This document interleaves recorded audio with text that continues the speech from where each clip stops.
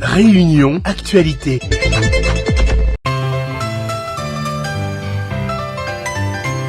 Le journal préparé et présenté par Charles Huguet. Bonjour Charles. Bonjour Francky, bonjour à tous. Dans un entretien au Figaro, Gérald Darmanin confirme l'opération Wambushu à Mayotte. C'est la première fois que le ministre de l'Intérieur prend la parole sur le sujet. Gérald Darmanin qui justifie l'opération en disant vouloir lutter contre l'immigration clandestine et les violences urbaines.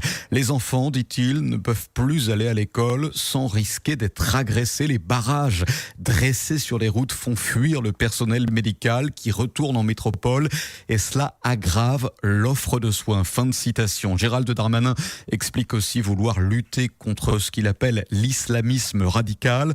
Nous voulons éviter l'attentat de demain et couper court au développement des bandes. En tout cas, plus de 500 policiers et gendarmes sont attendus à Mayotte pour cette opération qui devrait a priori débuter en début de semaine prochaine.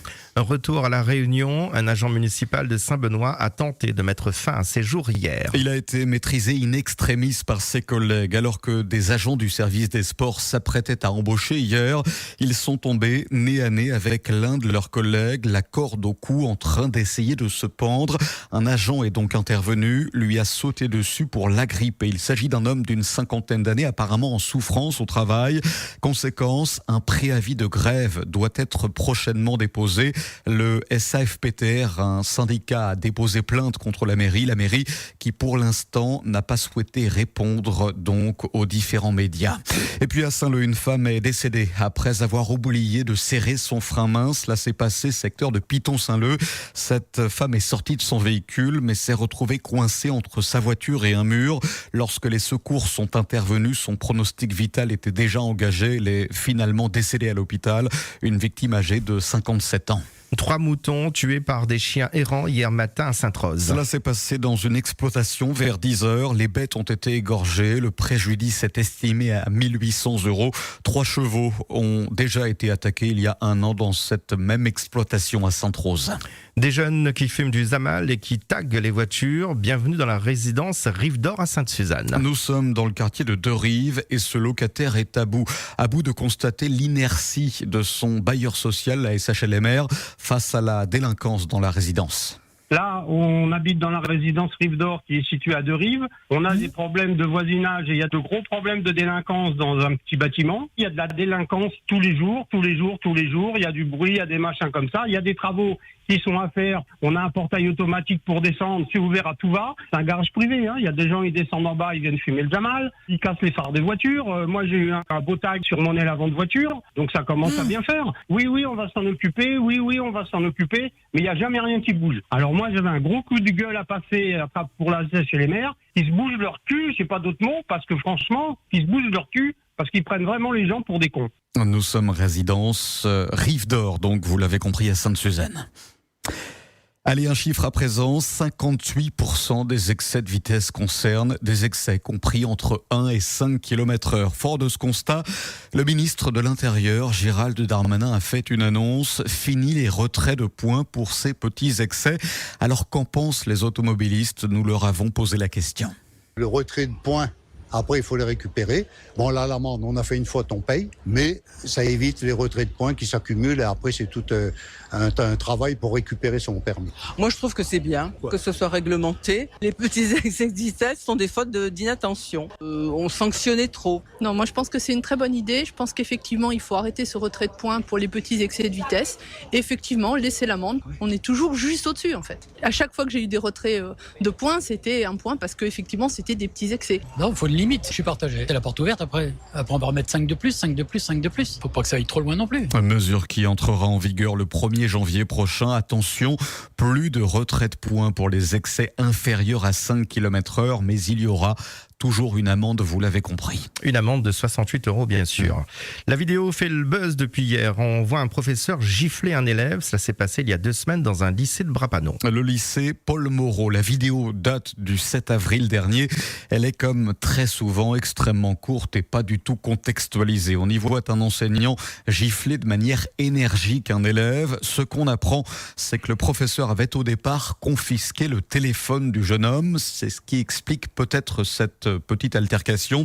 Le rectorat, devant l'ampleur qu'a pris l'affaire, a réagi par voie de communiqué ce jeudi.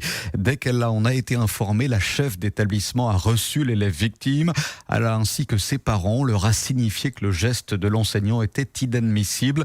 Le communiqué indique également que l'enseignant a lui aussi été reçu pour expliquer son geste. Il a présenté ses excuses à l'élève et sa famille. Actualité qui bien sûr vous fait réagir.